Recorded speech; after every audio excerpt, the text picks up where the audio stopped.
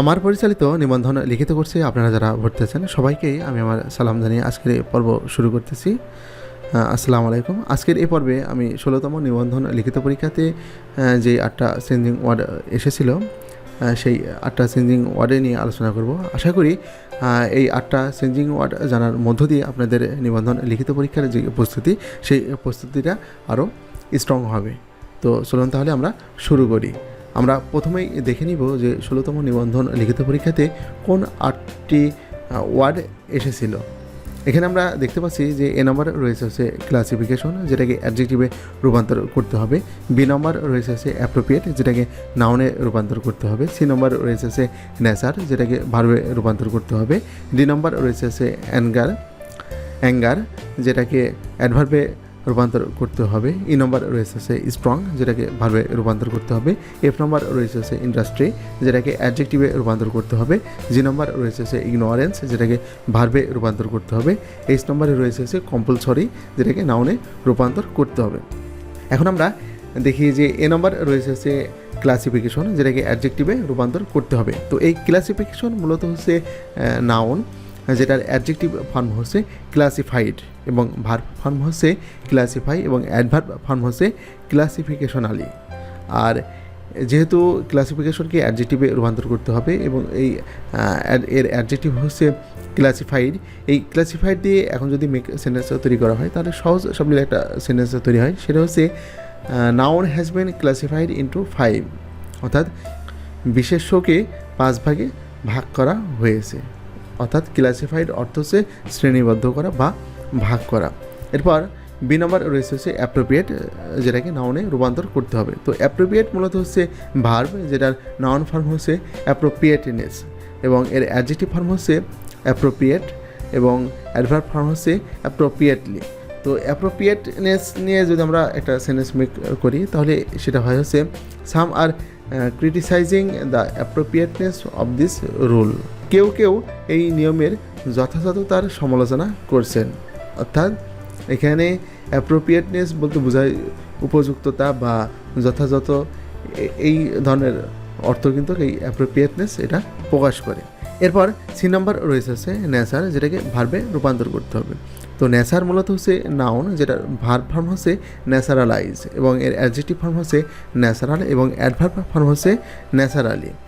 তো এই ন্যাচারালাইজ দিয়ে যদি আমরা একটা সেন্টেন্স মেক করি সেটা হচ্ছে you should naturalise the situation, অর্থাৎ তোমার পরিস্থিতি স্বাভাবিক করা উচিত। অর্থাৎ ন্যাচারালাইজ অর্থ হচ্ছে স্বাভাবিকীকরণ। এরপর ডি নম্বর রয়েছে হচ্ছে অ্যাঙ্গার, যেটাকে অ্যাডভার্বে রূপান্তর করতে হবে। তো অ্যাঙ্গার শব্দটি মূলত হচ্ছে নাউন এবং এর অ্যাডভার্ব হচ্ছে অ্যাংরিলি এবং এর অ্যাডজেক্টিভ হচ্ছে অ্যাংরি।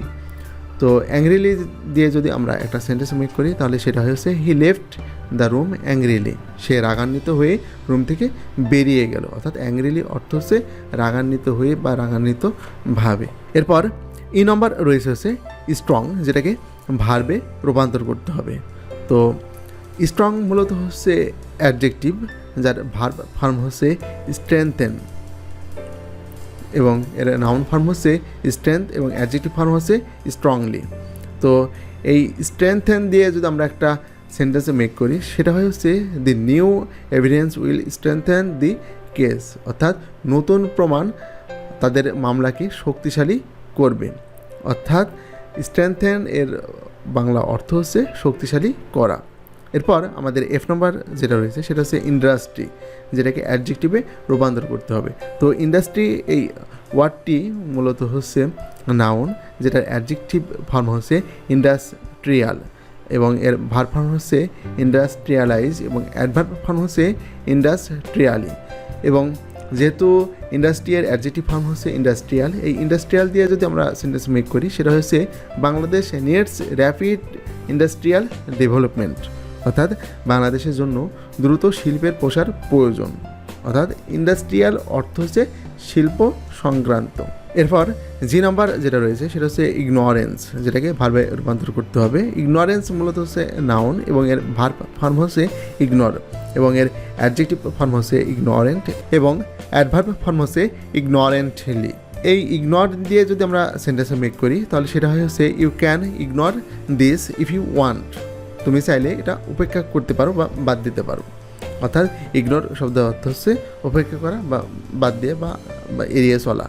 এরপরে আমাদের সর্বশেষ এইচ নম্বর যেই ওয়ার্ডটা রয়েছে সেটা হচ্ছে কম্পালসরি, যেটাকে নাউনে রূপান্তর করতে হবে। তো কম্পালসরি মূলত হচ্ছে অ্যাডজেক্টিভ, যার নাউন ফর্ম হচ্ছে কম্পালসন এবং এর ভার্ব ফর্ম হচ্ছে কম্পেল এবং অ্যাডভার্ব হচ্ছে কম্পালসরিলি।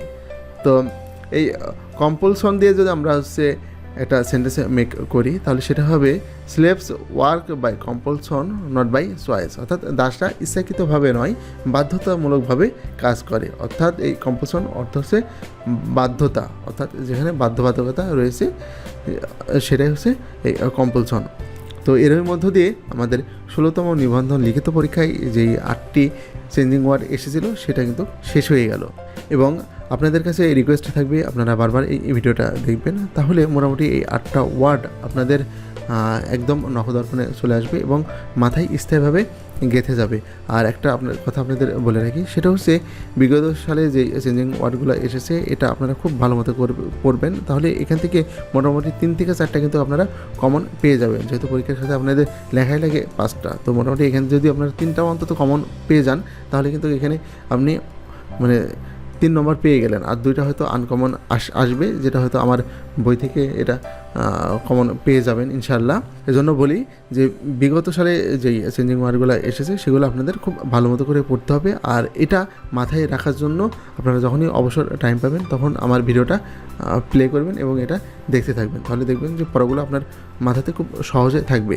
আর আপনাদের জন্য এটা খুবই একটা সহজ বা সুবিধা, সেটা হচ্ছে যেহেতু আমার লেখাই বই পড়তেছেন এবং আমার ভিডিওই দেখতেছেন, অর্থাৎ পড়লেও আমার পড়া এবং ভিডিও দেখলেও আমার পড়া, এই জন্য পড়াটা খুব সহজে মাথাতে গেঁথে যাবে বা স্থায়ীভাবে থাকবে। অর্থাৎ বিভিন্ন রকম যখন পড়তে যাবেন তখন কিন্তু জিনিসগুলো আপনার মাথায় থাকবে না, আর একই রকম যখন পড়বেন তখন জিনিসগুলো মাথাতে অনেক দিন যাবৎ থাকবে এবং খুব সহজে মনে থাকবে বা মুখস্থ হবে বা নিজেরও ভালো লাগবে। তো যাই হোক, এই ছিল আজকের পর্ব। সবাই ভালো থাকবেন, আমার জন্য দোয়া করবেন। আল্লাহ হাফেজ।